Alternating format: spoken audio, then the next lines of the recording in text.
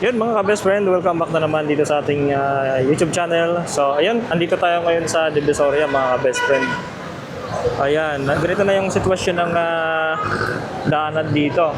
So wala na yung mga bangketa at mga nagtitinda dyan sa gilid. Talagang tinanggal na. Yun lalo na dun sa 168. Dun dati talagang hirap dumaan yung trike at ang jeep doon. So ngayon, ang luwang na.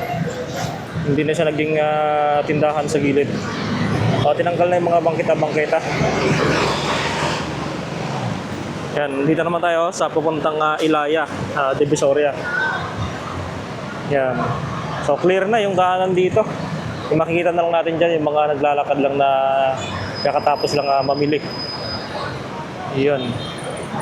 Yan, may mga jeep nga lang talagang napakapasaway, no? Sa gitna humihinto. Kaya nagkakaroon ng traffic dun sa unahan.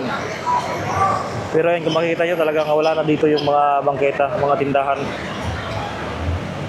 Malinis na yung area dito. Ang galing. Yan naman yung building ng 168.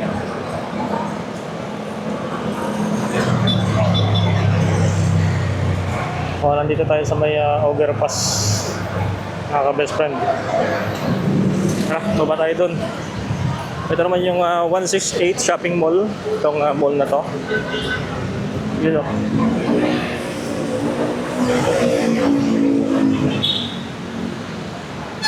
Dito dati itong store din yan dito dati. Kaya lang ginawa na siyang parking area. Yun o, madadaanan na talaga ng 4 wheels. Dati hindi madadaanan yun guys. Talagang masikip. Yun. Oh, malinis na.